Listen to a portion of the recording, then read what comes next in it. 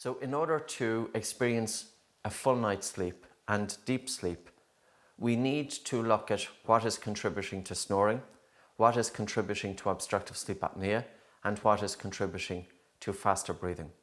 From a breathing perspective, it's how you breathe during the day that determines how you breathe during sleep. If you have a low Bolt score, this implies that your breathing is faster, harder, and upper chest. So for example, with snoring, there are two types of snoring. There is snoring through the mouth, and it goes like this. Try closing your mouth and snoring through the mouth. You will find that you cannot snore through the mouth when your mouth is closed. The second type of snoring is nasal snoring, and it goes like this. And this is turbulence inside in the nasopharynx.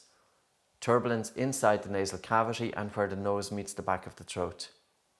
Now what I would like you to do is to breathe really slowly. Feel the slightly colder air coming into your nose and the slightly warmer air leaving your nose, and really slow down the speed of your breathing. And as you breathe slowly, try and snore through your nose. You will notice that it is more difficult to snore through your nose when your breathing is slow. If you improve your Bolt score, and every time that you improve your Bolt score by 5 seconds, your breathing is becoming lighter. As your breathing is becoming lighter, the resistance to your breathing during sleep is going to be reduced. Turbulence created by your breathing during sleep is going to reduce. We have to consider that the human airway is a pipe, and there are two factors that contribute to resistance to breathing during sleep.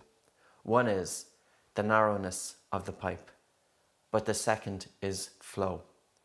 Flow is your breathing. And if you're breathing hard and fast through a narrow pipe, your increased resistance to breathing. This will cause snoring. At the extreme end of snoring is a condition called obstructive sleep apnea.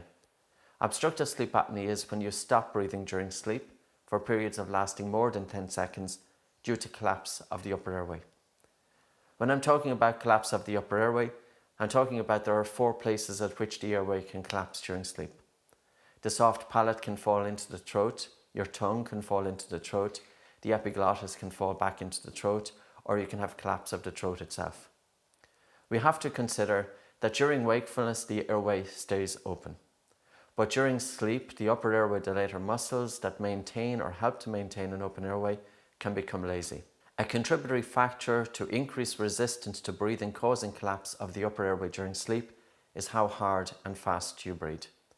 If you can imagine that your upper airway is like a collapsible paper tube, and if you breathe hard and fast through that collapsible paper tube, the walls of the tube fall inwards.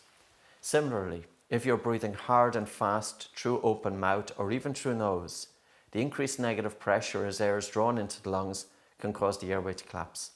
We need to look at the human airway from the perspective of an engineer. No engineer is going to look at a pipe without considering flow. In sleep medicine, much more attention is placed in the diameter of the pipe, and very little attention is placed on how the person is breathing. If you have an individual with a lower Bolt score, this implies faster, harder, upper chest breathing, and this is going to increase negative pressure to cause collapse of the upper airway. How do we help reduce the risk of obstructive sleep apnea? Breathe light, breathe slow, and breathe deep. When you breathe light, there is less negative pressure in the upper airway. When you breathe slow, there is less negative pressure in the upper airway. When you breathe deep with optimal amplitude of the diaphragm, this increases lung volume, and with increased lung volume, the throat is stiffer and less likely to collapse. When we hit a certain age, we have an increased susceptibility to putting on weight. We put body fat on the torso, on the throat, on the tongue. As the tongue gets fatter, it occupies more space in the mouth. This encroaches the airway. As the throat gets fatter, it also narrows the airway, increasing resistance to breathing during sleep. But also we put fat on the belly. And as we put fat on the belly, it impedes the movement of the diaphragm. Impeded movement of the diaphragm reduces lung volume and the throat is more liable to collapse. In order to achieve light, slow and deep breathing, nasal breathing is absolutely paramount. We're talking about nasal breathing with the tongue resting in the roof of the mouth. 3/4 of your tongue should be resting in the roof of your mouth.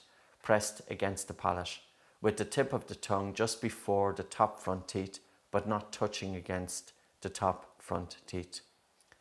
To get an idea of where your tongue position should be, you could do the pop sound, and it goes like this. In order to make that sound, you have to place your tongue in the roof of the mouth. That's where your tongue should be at all times, both during wakefulness and also during sleep. Ideally, you wake up with your tongue resting in the roof of the mouth. The tongue has got two places to be. It's either in the roof of the mouth or it's encroaching on your airway. In order to maximize airway space, breathe in and out through your nose with your tongue resting in the roof of the mouth. In order to normalize minute ventilation, breathe light, breathe slow, and breathe low.